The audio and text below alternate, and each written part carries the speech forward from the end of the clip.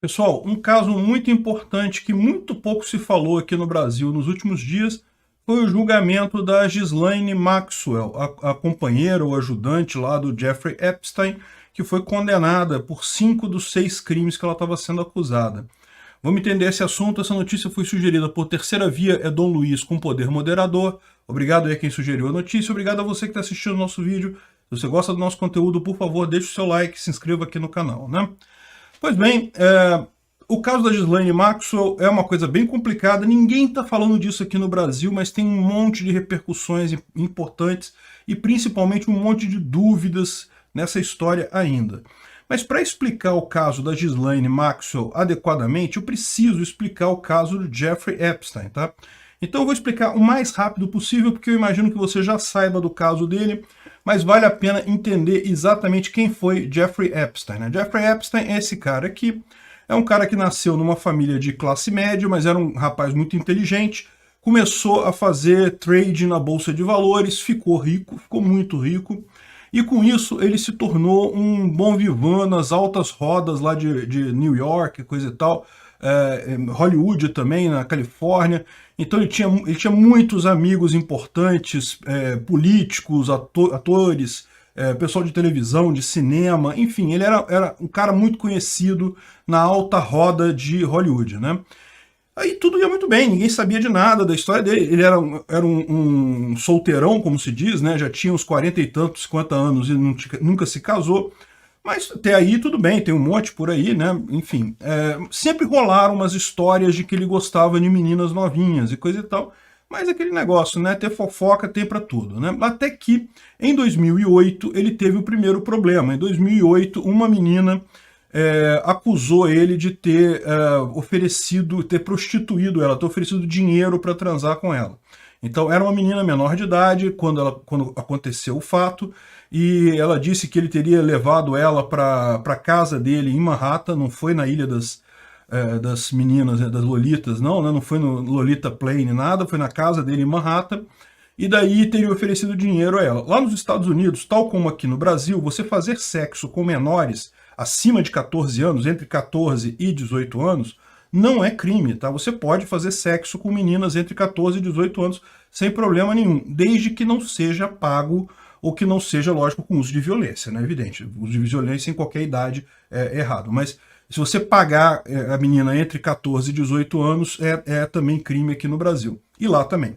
Então essa foi a acusação contra ele, dele ter pago a menina para fazer sexo. A menina não disse que foi estuprada, ela não foi estuprada, assim, ela não foi forçada aquilo, mas o fato dele oferecer dinheiro para ela, certamente isso deu uma condenação a ele, e ele ficou algum tempo na cadeia, né? Mas foi uma coisa muito leve, foram poucos meses, e aí ele conseguiu liberdade condicional, coisa muito rápida que ele ficou na cadeia. Mas aí o que aconteceu? As pessoas já ficaram com o pé atrás, porque aquele negócio que até então era levado por todo mundo como uma mera coisa de fofoca, né, de disse-me-disse, coisa e tal, virou um negócio mais substancial, né? Só que isso daí, meu amigo, não era nada perto do que viria mais adiante, né? O que aconteceu? Uma outra menina, depois desse caso, levantou a história da tal da ilha lá no Caribe que ele tem uma ilha belíssima lá, e que supostamente ele levava várias personalidades, vários políticos, vários atores famosos para essa ilha,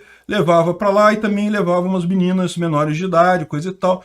Tudo aparentemente era na base do dinheiro, não era necessariamente levando à força, não era prostituição, esse tipo de não era estupro, né? Não era levado à força, mas de novo é menina menor de idade.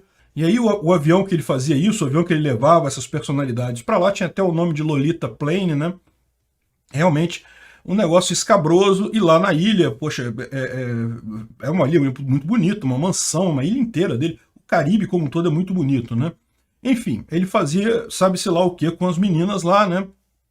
E os convidados dele iam lá também, sabe-se lá o que faziam com as meninas, né? Enfim, no final das contas, é um escândalo enorme esse negócio do Jeffrey Epstein.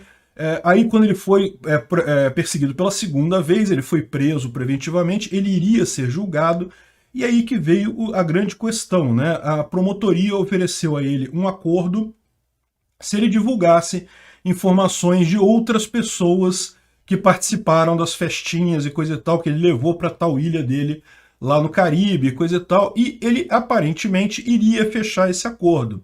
De repente, do nada, em 2019, ele apareceu morto na cela dele, na cadeia, né? Então, assim, é uma coisa muito suspeita, porque justamente esse tipo de coisa, assim, em termos de sentença para ele estava fudido, né? Mas o pior era justamente o caso de outros políticos, né, ligados a outras pessoas. Ele era amigo de Donald Trump, mas segundo Trump, ele havia se afastado dele desde aquela acusação de 2008. Quando percebeu que o cara não era boa figura, ele teria se afastado. Isso é o que ele diz, né? O casal Clinton, os Clinton eram muito amigos dele, coisa e tal. Em tese, o Bill Clinton voou várias vezes para a ilha lá no Caribe, de forma que realmente não é uma coisa complicada isso daí. Enfim, mas tem um monte de nomes de gente rica, de atores e personalidades do alto círculo lá em Hollywood que poderiam ser implicados nessa história. E daí todo mundo acha que esse suicídio do Jeffrey Epstein não foi um suicídio de verdade. Parece óbvio, né? O nego apagou o arquivo, né? Arquivo morto, né?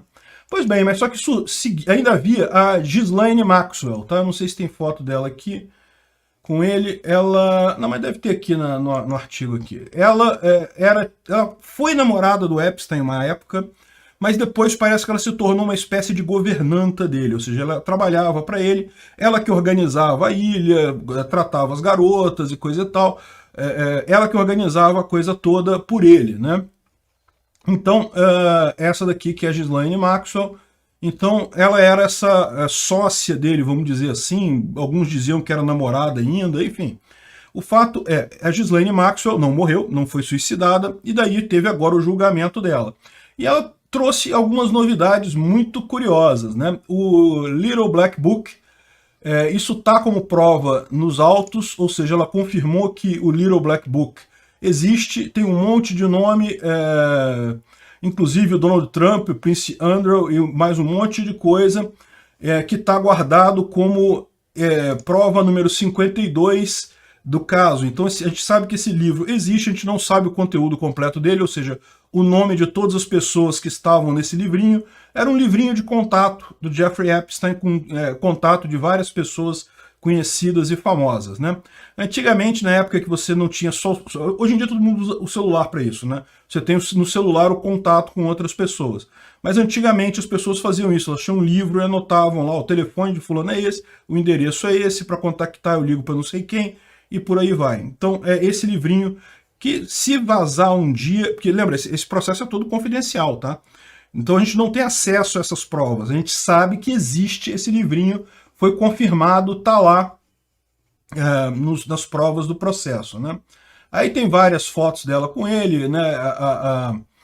Qual era a relação dela com ele, era muito controversa, coisa e tal, mas aparentemente era isso mesmo, ela era uma espécie de governanta, ela que cuidava de tudo. Então, em determinado momento, eles mostraram e-mails dela dizendo que ela estava contratando terapeutas de massagem para o Palm Beach Home, né? Uma casa dele lá em Palm Beach, lá na Flórida. Então, ela pagava muito bem, coisa e tal, e mandou um monte de informação aqui e tal, ou seja, contratando esse tipo de gente. Ele que contratava essas pessoas. Agora, veja, contratar massagista não tem nada de errado, não é um crime você fazer isso. O pessoal está subentendendo que, na verdade, estava contratando profissionais de prostituição, mas não tem prova disso, né? Então, deixava o endereço, coisa e tal. Tem mais um monte de informações meio aleatórias que a gente ficou sabendo no tribunal. De novo, tudo isso é prova, está em segredo de justiça, a gente não tem acesso a isso, mas veio um monte de e-mails dizendo, o pessoal mandando realmente, ela era uma governanta, ela que ordenava as várias propriedades do Jeffrey Epstein, ela que cuidava disso daí, né? Não só com relação às meninas, pelo que a gente entende aqui, não, falando não, que não sei o que lá, que o banheiro tá uma bagunça e não sei o que lá, enfim. Teve mais um monte de fotos dela e do Jeffrey Epstein, isso daí não tem nada a ver, da vida dela lá com o pessoal, né? E o staff, né, o pessoal que trabalhava nas casas do Epstein, que são várias, tinha um apartamento em Nova York, tinha casa em Palm Beach, tinha a ilha, tinha um monte de propriedades por aí, né? E daí... Aí estavam falando aqui o curioso que tinha um curso de treinamento para quem vai trabalhar nessas casas do Jeffrey Epstein, que é o seguinte: não veja nada, não ouça nada, não diga nada. Isso pode parecer uma coisa muito suspeita, mas na verdade isso é o padrão de trabalho na maior parte dos hotéis, na maior parte dos lugares que lidam com gente muito rica, com gente muito famosa. Pousada, hotéis e coisa e tal, todo mundo que trabalha nesses lugares é instruído dessa forma. Olha, você não vai ouvir nada, você não vai ver nada, não vai falar nada em situação nenhuma. Por quê? Justamente porque são pessoas muito conhecidas. Se você começar a bater a língua nos dentes aí, isso pode pegar mal para o hotel. As outras pessoas conhecidas e muito ricas que frequentavam aquele hotel não vão querer frequentar mais porque acham que agora tem o risco de serem expostas ali. Então, embora isso daqui possa parecer um negócio muito crítico, não chega a ser uma coisa assim absurda, né? Aí tem também uma cabine que eles tinham em Balmoral, enfim, um monte de informação.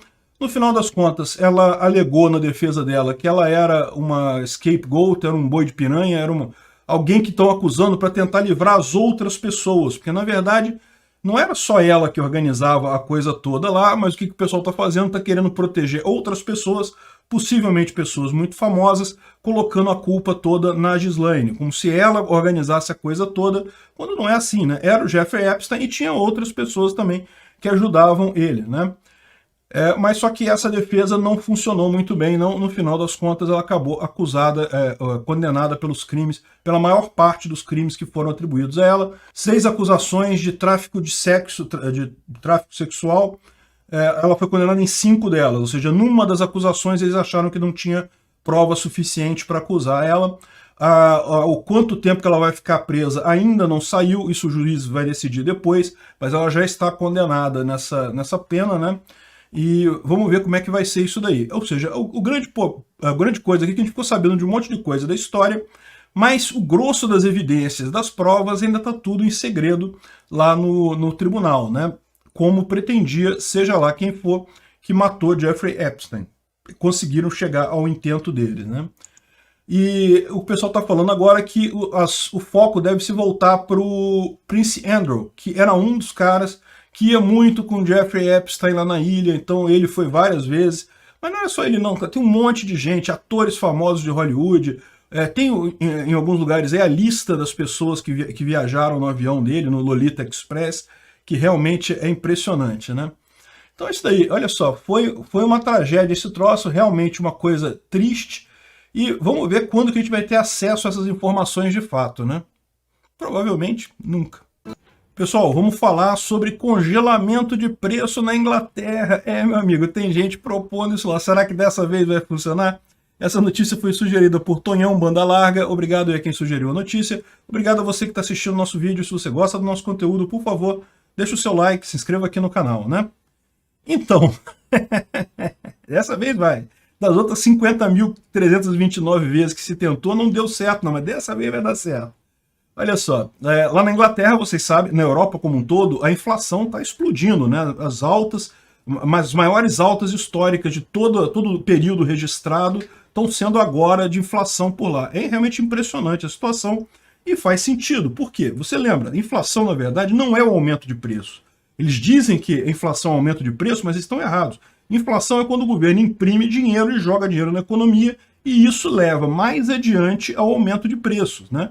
O que aconteceu, a inflação aconteceu em 2020. Foi justamente naquele período que o pessoal estava ali na pandemia, todo mundo fica em casa, né? Fica em casa, não sei o que lá, e sem trabalhar, tudo parou, coisa e tal. Evidentemente que teve um choque de produção terrível, lá na Inglaterra como em qualquer outro lugar, e o governo auxiliou várias empresas, auxiliou várias pessoas para conseguir chegar do outro lado. Eu não vou nem questionar nesse caso aqui. Vocês sabem a minha opinião, o erro foi ter feito esse lockdown, esse fechamento todo, isso não se justificava, mas uma vez que fez essa coisa maluca e coisa e tal, eu acho que é razoável o governo dar dinheiro para esse pessoal, o mínimo que pode fazer, uma espécie de indenização pela medida idiota que ele tomou, né? Mas enfim, aí como é esperado, né, aquilo que eu falei, eu venho falando desde o ano passado isso, o que acontece? Você imprime esse monte de dinheiro, bota esse dinheiro na economia, isso já é a inflação, você já ligou a bomba já tá ligada. Ela não aumenta o preço imediatamente. Por quê? Primeiro porque os preços, principalmente em países desenvolvidos, eles têm uma tendência a se manter. As pessoas não querem mudar os preços, elas têm uma tendência a manter o mesmo preço. É um controle que evita inflação nesses países até melhor do que aqui no Brasil. Porque aqui no Brasil todo mundo sabe que preço sobe mesmo, não tem essa, ninguém fica pensando duas vezes antes de subir preço, né? Mas nesses países desenvolvidos, em que você tem uma estabilidade maior, o pessoal evita aumentar preço por qualquer coisa. Então existe essa tendência. Mas particularmente, o que aconteceu, né? Enquanto você estava em 2020, 2021, que você não sabia se a pandemia acabou mesmo, não acabou, pode vir outra variante, pode vir sei lá o quê, todo mundo meio incerto, não sabe se tem emprego ainda, se a empresa não vai quebrar. A pessoa recebe aquele dinheiro, ela está com aquele dinheiro, ela não vai gastar o dinheiro, ela vai guardar porque ela está receosa do futuro, né? No momento que a coisa começou a espairecer no segundo semestre aí de 2021, não tem mais nada, está acabando, beleza, coisa e tal, o que a pessoa começa a fazer? Ela começa a gastar aquele dinheiro. Aquele dinheiro que ela poupou, que ela segurou aquele tempo todo, ela começa a gastar. Então nada mais natural que aí os preços comecem a subir, porque em última análise é isso que é por isso que a inflação aumenta os preços.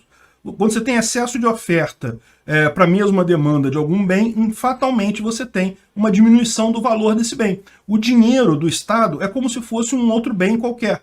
Se o governo botou um monte desse dinheiro no mercado, agora tem mais oferta do que demanda daquele dinheiro. Esse dinheiro agora perdeu valor. E quando o dinheiro perde valor, você percebe isso com o valor das outras coisas aumentando, né? Aquele dinheiro que você tem na mão está valendo menos agora. Você não consegue mais comprar as mesmas coisas que você compraria antes. Beleza, inflação normal, o mundo inteiro está passando por isso nesse momento. E aí, qual que é a solução para isso? A gente já falou, é parar de imprimir dinheiro. Parar de imprimir dinheiro, acabou. Parou, não imprime mais. Por quê? Porque naturalmente vai ter aquele aumento de preço. Se você parar de imprimir dinheiro, a tendência é aquilo equilibrar de novo num patamar mais alto, mas equilibrar novamente, né? Eu tenho alguns problemas, né? Por exemplo, você vê o Biden lá nos Estados Unidos, continua gerando pacotes atrás de pacotes com mais inflação. Aqui no Brasil, ano que vem é ano eleitoral. Vamos ver se o Bolsonaro consegue manter a coisa dentro lá do equilíbrio fiscal, né? 2021 até conseguiu, palmas para ele. 2022, vamos ver se vai conseguir com essa pressão toda pela reeleição. Mas em alguns outros países se usou coisas diferentes, né? Por exemplo, o controle de preços. A Argentina tentou umas 5 ou 6 vezes esse tempo todo e adivinha? Nenhuma funcionou, cara. Que coisa, bicho. Existe um motivo pelo qual tabelamento de preços não funciona. É aquilo que eu já expliquei para vocês. Quando você tem o dinheiro está valendo menos, naturalmente o mercado, as coisas começam a valer mais, o preço sobe. Mas então vamos segurar o preço das coisas. O que acontece? Você cria uma demanda muito grande para as pessoas comprarem aquelas coisas que estão com preço baixo agora. E aí o que acontece? As coisas acabam. É fatalmente como todo congelamento de preço termina. Começa a ter falta de produto. Você tabela o produto, tabelou a carne, beleza, daqui a pouco falta carne. Quem viveu aqui no Brasil na década de 80 sabe muito bem como é que foi isso. Todos os planos econômicos maravilhosos com tabelamento de preços que aconteceram, todos levaram à falta de produtos. Não tinha produto, não tinha nada para você comprar. Por quê? Porque se está o preço baixo. E você como vendedor, você vai, pensa bem, olha como é que o incentivo é todo errado. O preço que você vai vender tem que ser mais baixo. Então você como produtor não tem interesse em produzir mais, porque não vai ter lucro. Então você não produz mais. Resultado, acaba o produto, não tem um produto. Como é que vai fazer? Vai com chicotada nas costas das pessoas para obrigá-las a produzir? Não tem lógica isso, não funciona. Então, é isso que você vê em todo congelamento de preço, começa a faltar produto. Aí, o passo seguinte é começar a ter um mercado negro do produto pelo preço mais caro. E a gente viu isso acontecer em todo o tabelamento que existiu.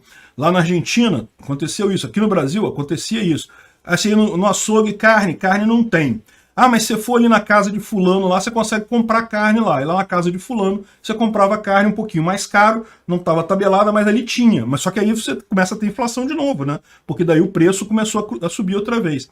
É fatalmente isso que acontece todas as vezes que faz esse troço de tabelamento de preço. Não resolve nada, bagunça a economia toda, fabricantes deixam de fabricar determinados produtos porque não vale mais a pena, não tem mais lucro. Outros, aí, ou seja, quando voltar depois ao normal, você perdeu um fabricante, você tem uma economia menos eficiente um pouco. Então, no final das contas, é o tipo da coisa que é uma besteira. Aí ela fala aqui, ó, mas a inflação está no valor mais alto em 40 anos. Lembra que na época do final da Segunda Guerra, aí olha só, é outra história.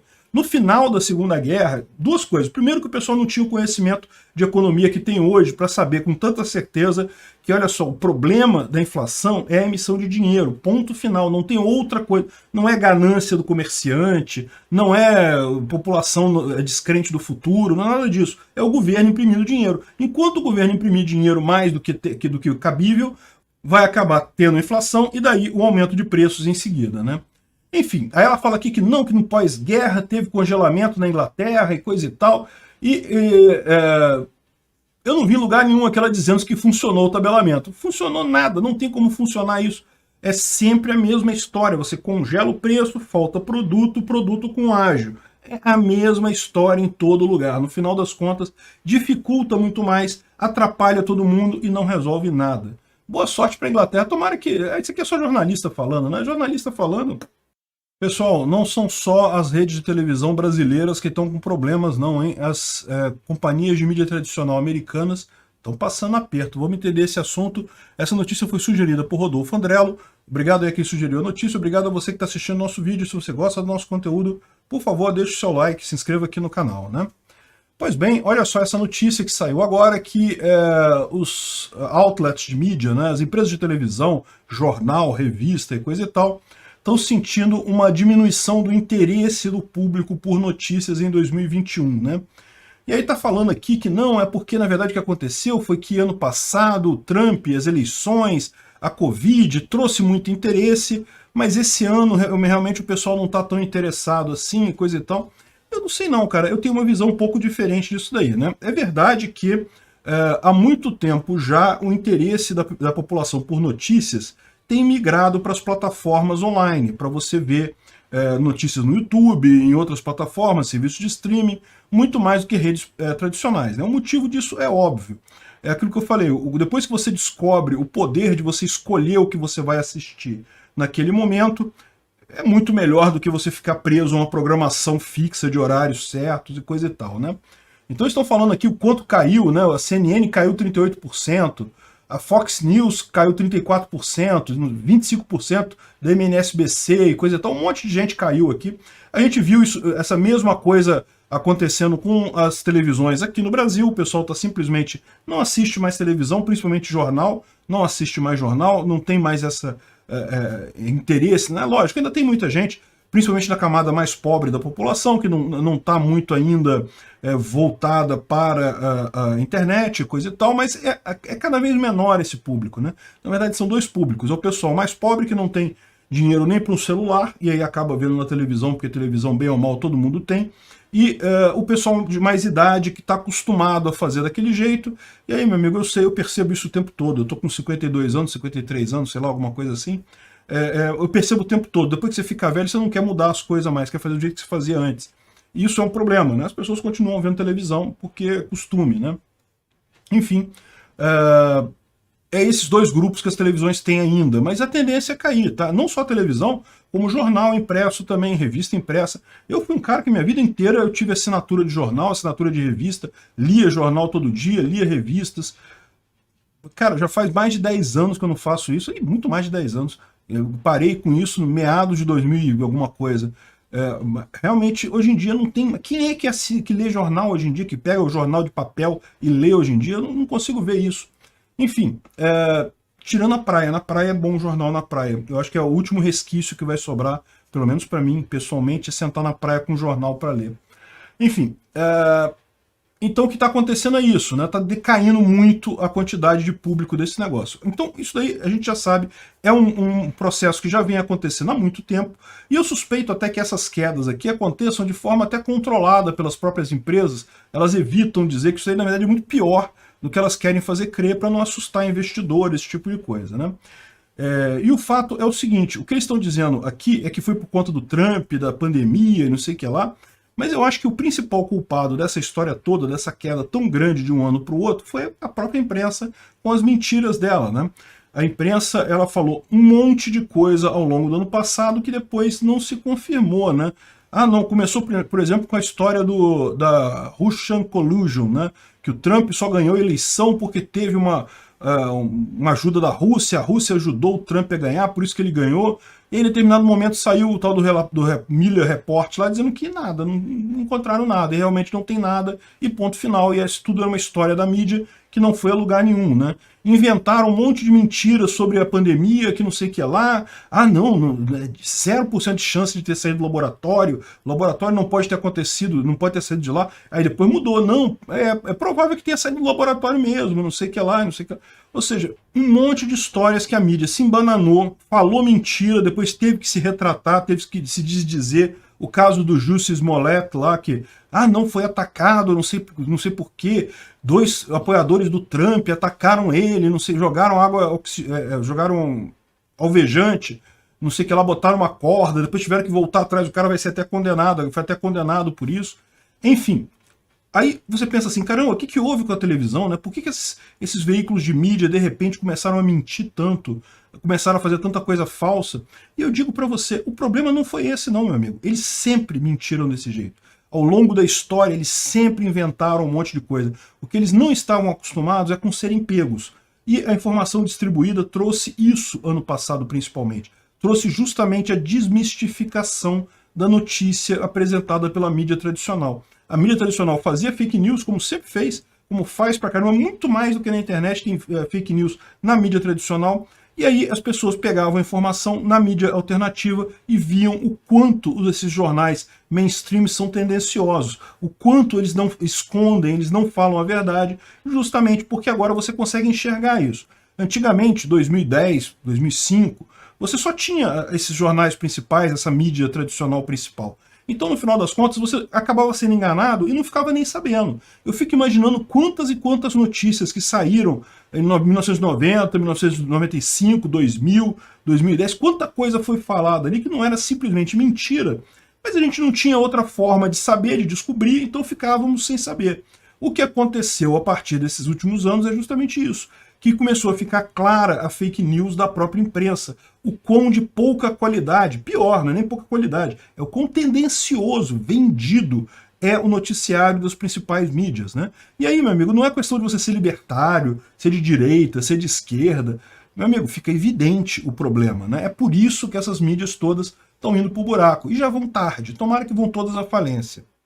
Pessoal, vamos falar sobre os problemas do Bradesco lá com a propaganda ainda, tá? Sim, eu já falei sobre isso ontem, mas tem algumas repercussões novas hoje, vamos entender esse assunto. Essa notícia foi sugerida por Ser Red Pill e Miguel é agir em legítima defesa, Bicicleta do Peter, Engravidei minha professora esquerdista, Eduardo Lima, Felipe Chu, Baiano Roots e El Festeiro. Obrigado ao pessoal que sugeriu a notícia, obrigado a você que está assistindo nosso vídeo. Se você gosta do nosso conteúdo, por favor, deixe o seu like, se inscreva aqui no canal, né? Pois bem, olha que coisa, né? O pessoal está percebendo que o cancelamento ou o boicote social, no outro sentido, também funciona, né? Eu já fiz um vídeo sobre isso ontem. O Bradesco fez uma campanha pedindo para não consumir carne. Os pecuaristas, que são uma grande parte dos correntistas do Bradesco, não gostou dessa história. E daí cancelou, ameaçaram tirar dinheiro e não sei o que lá, o Bradesco prontamente recuou, tirou a propaganda, lançou uma carta pedindo desculpas e coisa e tal, etc. Mas olha que curioso, né? A primeira coisa que eu quero observar aqui em relação ao vídeo que eu fiz ontem, né? Falei mais sobre isso no vídeo de ontem, se quiser dar uma olhada, né? Mas além do vídeo de ontem, tem mais algumas coisas. O que foi? Primeiro, repara como é que o cancelamento da direita funciona igualzinho ao cancelamento da esquerda, né? Ou seja, não basta a pessoa pedir desculpas, desfazer e voltar atrás, não. Continua o processo contra eles, tal como na esquerda. Isso é uma coisa que eu critico muito na esquerda e vou criticar na direita também. Pô, caramba, os caras tiraram a propaganda, pediram desculpas e coisa e tal, e o pessoal vai continuar criticando e coisa e tal. Pois é, isso é um problema realmente, é um problema na esquerda e aparentemente é um problema na direita também. As pessoas continuam o cancelamento, mesmo depois que a parte cancelada pediu desculpas ou se retratou, né, fez o meia-culpa, né?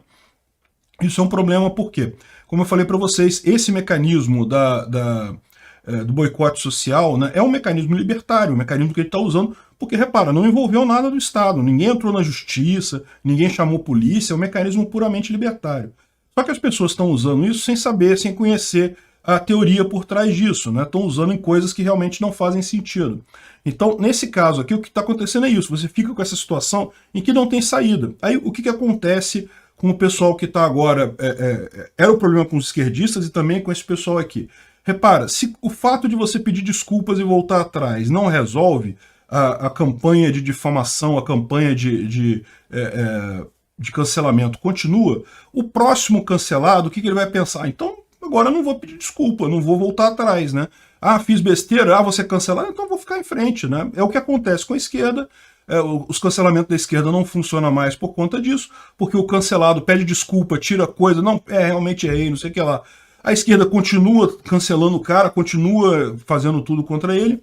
Então, ou seja, o que começa a acontecer? Começa a acontecer que o cara, né, vou voltar atrás por quê? Né, vou continuar sendo cancelado do mesmo jeito. E a direita está cometendo o exato mesmo erro estratégico no caso do Bradesco, né? Mas enfim, eu atribuo isso a um aprendizado social. As pessoas estão aprendendo como é que funciona. O mecanismo é natural que as primeiras vezes que as pessoas usem isso, elas errem, mas com o tempo a economia, o livre mercado tende a acertar as coisas, como eu expliquei no meu vídeo anterior, né? Pois bem, agora outra coisa que eu quero ressaltar aqui é a questão de tirar dinheiro da conta, né? Parece que tem um monte de vídeo de gente indo no Bradesco tirando dinheiro, e não é alguém indo lá e sacando os 300 reais que tem na conta, não. Tá gente que tem dinheiro de verdade lá e tá sacando esse dinheiro, tá tirando o dinheiro do banco, mandando para outro banco e coisa e tal. E isso certamente vai dar algum tipo de repercussão para o Bradesco. Vai perder alguns clientes. Eu não creio que vai ser o fim do mundo para o Bradesco. O Bradesco é um banco muito grande, é um banco muito bem estruturado, mas vai perder alguns clientes, isso é inevitável, né? É uma pena isso daí. Então, resta uma outra pergunta a ser respondida. Será que tem o risco de uma corrida aos bancos no Bradesco? O que acontece? O que é o fenômeno da corrida aos bancos? Já aconteceu algumas vezes na história mundial, né? Lembra? A ideia da reserva fracionária quer dizer que o banco ele só tem uma pequena quantidade de dinheiro de fato nas suas reservas, né? Então, assim, se todas as pessoas forem no banco e sacarem tudo que tem em cash, em dinheiro vivo, o banco não tem como entregar isso porque ele simplesmente não tem reservas suficientes para atender a todas as pessoas. O banco vai quebrar. Pior que isso, o mero fato de alguém suspeitar que pode estar correndo uma corrida aos bancos vai gerar a corrida aos bancos. Por quê? Pensa bem, se você tem dinheiro no Bradesco e suspeita que pode haver a possibilidade remota de uma corrida aos bancos, qual que é o seu primeiro pensamento? Eu vou lá tirar o meu dinheiro por via das dúvidas. E aí o que vai acontecer? Vai todo mundo que é cliente do Bradesco pensar a mesma coisa e vai todo mundo lá sacar o dinheiro ao mesmo tempo. Bom, o que eu falo para vocês sobre isso é o risco de corrida aos bancos hoje em dia é muito pequeno. Por quê? Porque você tem uma série de leis que impedem até o saque de grandes quantidades. Veja, se o pessoal que tem 200 reais na conta sair sacando os 200 reais, isso não vai fazer nem cosquinha no Bradesco. Porque, é um monte de gente que tem 200 reais. Mas isso daí ele tem na reserva, isso aí não é problema. O problema aconteceria isso se o pessoal que tem milhões e milhões no Bradesco, todo mundo começasse a tirar o dinheiro de lá. E não vai acontecer isso porque tirasse o dinheiro em cash, tá?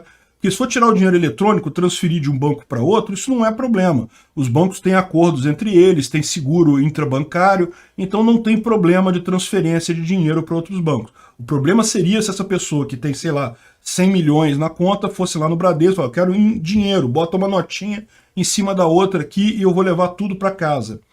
Isso hoje em dia não é possível, tem uma série de regras, tem que marcar com antecedência, tem que justificar, tem que abrir um processo, não sei o que lá. Então a pessoa nem consegue fazer isso nessa velocidade. O que ela consegue, como eu falei, é transferir para outro banco.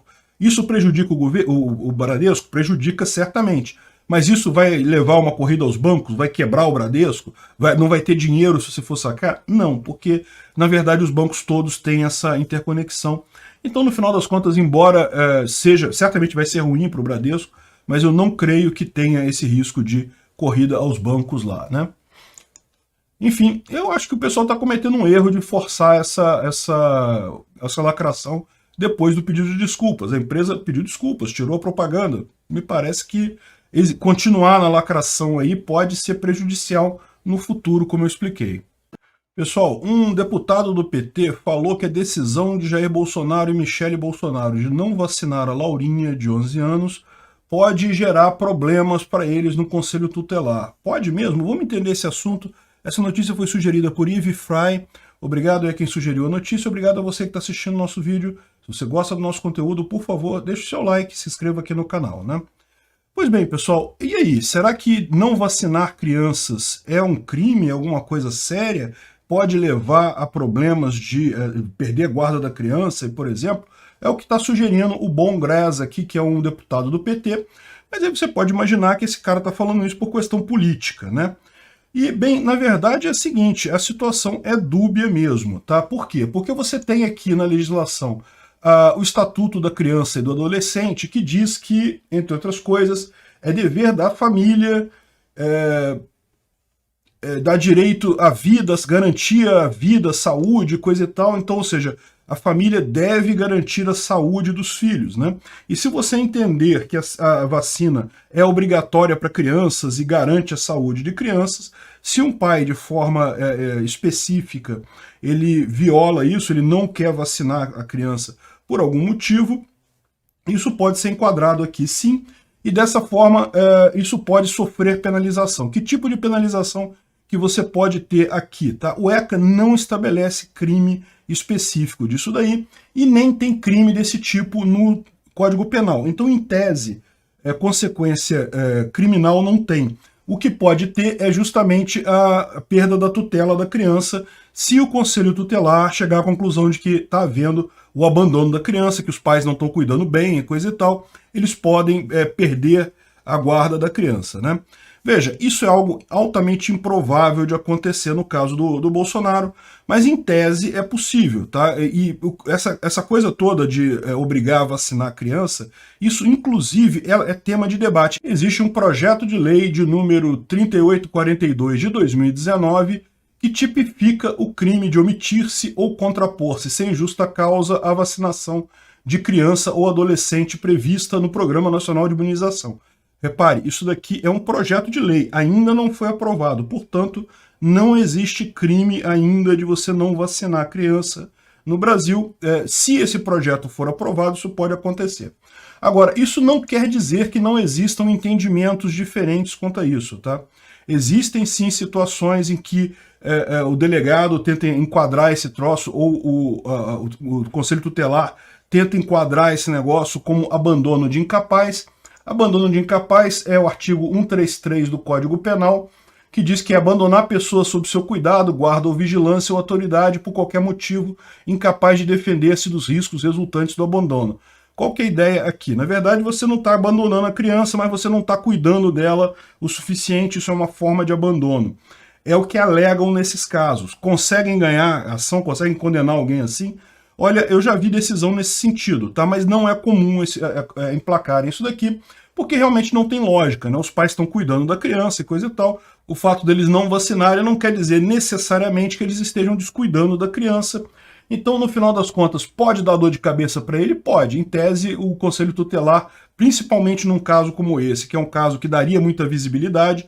Vocês sabem, o Conselho Tutelar o Conselheiro Tutelar ele é eleito também, tem eleição para Conselho Tutelar, então é um caso que dá visibilidade, vai ter certamente gente querendo ganhar essa visibilidade, visando o aspecto político da coisa, de conseguir votos na próxima eleição do Conselho, né? Então, esse tipo de coisa certamente pode acontecer, pode dar problema mesmo. Agora, tudo vai depender exatamente do quanto como é que vai ser essa vacinação de 5 a 11 anos, né? Pelo que eu entendi, o Ministério da Saúde está querendo fazer isso de forma não obrigatória, ou seja, vai deixar à disposição dos pais decidir se vacina ou não a criança nessa faixa etária. Eu acho que isso é o ideal. Na verdade, vocês sabem, essa é a minha posição sobre vacinas de forma geral. Eu acho que vacinas são ótimas, todo mundo deve tomar, mas a decisão sobre que tipo de tratamento você faz é sua. Você não pode ceder isso a ninguém, então se você não quer tomar vacina, você não toma. Se você quer, você toma. Essa deve ser a decisão, inclusive no que tange a crianças e adolescentes, por motivos óbvios, né?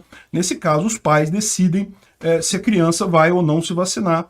Portanto, do ponto de vista da ética libertária, isso seria o correto. A pessoa se vacina ou não se vacina. Ela decide o que vai fazer.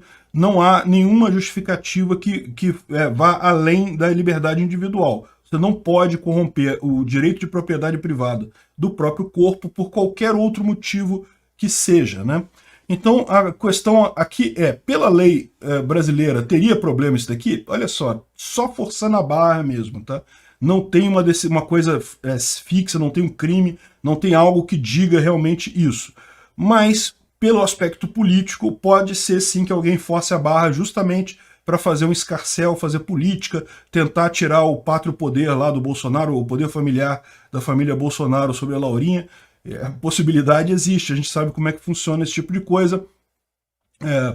Certamente não chegaria até o final, mas que haveria câmeras, haveria mídia falando sobre isso, haveria, né? Enfim, vamos ver como é que vai ser essa determinação do Marcelo Queiroga no dia 5, que vai ser sobre como vai ser essa vacinação infantil. Vocês sabem a minha posição. Eu, sinceramente, desde que seja voluntário, eu não tenho problema nenhum. Eu acho que vacina é uma coisa extremamente positiva, mas eu acho que ninguém pode obrigar ninguém a fazer coisa alguma. Essa é a minha posição derivada da ética libertária. E, lógico, para bancar as despesas absurdas, lá o bônus salarial e não sei mais o que o Alberto Fernandes inventou lá para a Argentina, vem aí agora mais imposto, né? Voltam a discutir imposto de herança na Argentina. Vamos entender esse assunto. Essa notícia foi sugerida por servidor público da Capistão. Obrigado a quem sugeriu a notícia. Obrigado a você que está assistindo o nosso vídeo. Se você gosta do nosso conteúdo, por favor, deixe o seu like, se inscreva aqui no canal, né? Pois bem, é aquele negócio, né? A tributação foi abolida no país em 1976. Ou seja, isso é uma coisa positiva na Argentina. Aqui no Brasil a gente tem imposto sobre herança. Chama-se ITCMD, Imposto de Transição Causa Mortes e Doação. É o mesmo imposto se você doar o bem para alguém ou se você vier a falecer e a pessoa herdar aquele bem, né? O motivo para ser o mesmo imposto é porque, lógico, é uma alternativa para muitos pais, muitas pessoas, quando estão ficando velhas, doar o bem para o filho, né? E aí o governo já foi lá e bota a mesma alíquota, é o mesmo imposto de qualquer jeito, né? Então, na Argentina eles não têm esse imposto e eles querem reestabelecer o imposto agora. Lógico, né? Evidentemente eles querem restabelecer o imposto. O presidente inventando um monte de maluquice aí, aumentando o salário de funcionário público, dando um bônus salarial para funcionário público, um monte de gastança à vontade. Lógico, tem que tirar dinheiro de algum lugar, né? Vão tirar da onde? Da população, do pessoal lá da população. Aí nego fala assim, tem muita gente que fala assim que não, mas eu sou contra a herança, eu acho que todo mundo tem que começar do zero, não sei o que lá, equalizar as pessoas. Cara, para com isso. Herança não é sobre quem recebe a herança, é sobre quem dá a herança. É direito do dono do patrimônio, do pai, no caso, de deixar aquilo para quem ele quiser. Geralmente é para o filho, né? Mas, na verdade, o direito é o direito de propriedade originário dele. Se ele é dono de alguma coisa, ele pode deixar para quem ele quiser. Ele pode deixar para o cachorro, para o gato, para o time de futebol, para quem ele quiser, inclusive para o filho. Geralmente é para os filhos que funciona isso, né? Na ética libertária é bem controverso esse tipo de coisa, tá? Mas vamos falar primeiro da coisa justpositivista aqui, né? Então aqui no Brasil é isso. Aqui no Brasil você não pode escolher para quem que você vai dar os seus bens. Aqui no Brasil tem um negócio chamado herança disponível. Você pode escolher metade da sua herança para quem que você vai deixar. Se você quiser deixar para o seu time de futebol, doar para o seu canal preferido do YouTube, você pode escolher, mas só 50%. As outras 50% é chamado de herança indisponível. Por quê? Porque ficam necessariamente para a mulher e para os filhos, né? Isso é uma coisa que, do ponto de vista da ética libertária, está totalmente errado. A herança é o direito da pessoa deixar aquele bem dela, aquele patrimônio dela, para quem ela quiser. É um contrato aleatório, ou seja, um contrato que depende de um fator externo, que é a sua morte. Então, é um contrato bem definido. Inclusive, isso na ética libertária é muito importante ficar claro. Isso é um contrato que tem que ser escrito, tá? Se você não tiver um contrato deixando aqueles bens para os seus filhos, no momento que você morre, automaticamente aquele bem, a sua propriedade privada retorna à natureza, ou seja, ela fica totalmente sem dono. O primeiro que chegar ali pode demandar aquela propriedade, né? É lógico que a gente sabe, na maior parte das culturas, já é tradicional que os filhos fiquem com o patrimônio dos pais, então se você não deixar contrato nenhum, a tendência é que isso aconteça. Mas, se você pegar a ética libertária ao pé da letra, é isso daí. Se você não deixar contrato, no momento que você morreu, o proprietário morreu, não é de ninguém mais. O primeiro que chegar ali se apropriar vira dono daquela propriedade, né? Mas em tese, a pessoa pode deixar aquilo para quem ela quiser. A propriedade é dela, ela pode dar para quem ela achar melhor. Aqui, no juspositivismo, na lei brasileira, não. Você tem uma restrição nisso daí. Lá nos Estados Unidos é de outra forma. Nos Estados Unidos você pode escolher para quem que você vai deixar, qualquer pessoa, mas lá o imposto de herança é alto. Isso é uma das coisas absurdas que tem lá nos Estados Unidos, que faz com que muita gente crie fundações, né? Você já deve ter visto isso. Os americanos, tipicamente os muito ricos, né? E esse é outro motivo que você vê isso acontecer o tempo todo, né? O mais pobre, ele se fode, né? Ele tem que pagar o imposto de herança, mas o mais rico, ele dá um jeito, ele cria um trust fund, cria uma fundação e transfere todos os bens para a fundação, e a fundação fica para os filhos. Então, assim, aí não tem herança, porque o que o filho tem, na verdade, ele só tem os direitos acionários da fundação, o patrimônio em si continua na fundação, e aí não se mexe em nada nisso daí, né? Tem um monte de lei sobre isso daí. Aliás, tem uns vídeos muito bacanas explicando como é que você faz para proteger o seu dinheiro nesse caso. Mas a verdade é a seguinte: se você é rico, você tem dinheiro e quer deixar para os seus filhos pagando o mínimo de imposto, contrata um bom contador, né? Contrata um bom advogado que vai ver a sua lei lá e vai ver as coisas. Não vai se guiar por videozinho de YouTube explicando como fazer isso. É muito melhor você contratar um advogado. Pô, você tem dinheiro, caramba. Contrata um advogado e faz a coisa direita. Agora, aqui no Brasil, o imposto sobre herança é relativamente pequeno, tá? É em torno de 8%, alguma coisa assim, o que é uma pedrada, não tenha dúvida, é uma pedrada. Quem já passou por inventário, esse negócio, você pode ver, inventário aqui no Brasil fica eternamente, demora uma eternidade para resolver, porque não é uma questão do imposto, tá? O imposto é um dos fatores, porque você tem que pagar o imposto para fechar a coisa toda, para transferir a propriedade. Mas o pior dessa coisa toda aqui no Brasil é a encheção de saco burocrática. Por quê? Porque o governo ele vai querer cobrar, vai querer deduzir do patrimônio da pessoa que faleceu tudo que ele achar que essa pessoa deve para ele. Então ele vai imaginar as coisas mais absurdas e vai cobrar aquilo de imposto. Por quê? Porque você é filho do cara, você não é o cara. Se fosse o cara que deixou o dinheiro, ele saberia que, olha, não, pô, peraí, você tá errado, eu paguei essa multa aí, eu paguei esse imposto já, não tem nada a ver. Mas como você não é o cara, você é o filho do cara, eles cobram um monte de coisa e se você não pagar, eles não te dão a propriedade do bem. Então fica essa lenga-lenga. A herança no Brasil, que eu falo, é muito mais do que ITCMD. É muito mais do que o imposto que eles dizem que é, porque a burocracia é ferrenha aqui. Meu amigo, eles vão atrás de tudo. Então, o que acontece nesse caso? Na Argentina não tem imposto de herança. Ótimo, é a melhor coisa. Imposto é roubo. Qualquer tipo de imposto é roubo. E aí eles estão falando aqui que querem agora incluir o imposto da herança. Olha que maravilha. É exatamente o que eu falo. O político, ele quer roubar você. O objetivo do Estado é roubar. Ele não tem nenhum outro objetivo. Ah, não, mas assim é mais justo, porque assim começa todo mundo do zero. Que porra de lógica é essa? Isso aqui é uma corrida? Não é corrida, é a vida das pessoas. Não tem esse negócio de correr, de competir um com o outro. Não existe isso. Propriedade privada é propriedade privada. É direito do pai deixar para quem ele quiser. Se for para os filhos, ótimo. Se não for para os filhos também, eu sou plenamente favorável. Deixa para outra pessoa, deixa para quem quiser. Manda queimar tudo. Não, minha instrução no final da vida é: venda tudo que eu tenho, junte uma pilha de dinheiro e queime. Beleza, direito do cara. O que não pode é tirar da pessoa que está morrendo, da pessoa que deixa a herança, o direito dela indicar para quem que vai aquela herança. E lógico, imposto sobre isso é roubo da mesma forma, é roubo do mesmo jeito. Obrigado por sua audiência. Se gostou do vídeo, por favor, deixe o seu like e se inscreva no canal para aumentar a relevância dele no YouTube. Assim, mais pessoas terão acesso às ideias da liberdade.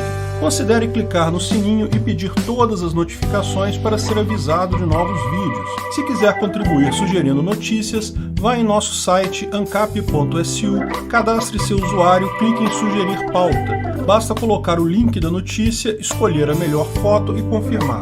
Se quiser contribuir com o canal financeiramente, veja as formas de apoio nos links da descrição do vídeo. Contribuindo, você pode fazer parte do Discord dos patrocinadores. Se quiser camisas com a marca do canal, veja nossa loja no site pimentanocafé.com.br/visão libertária. O link está na descrição do vídeo.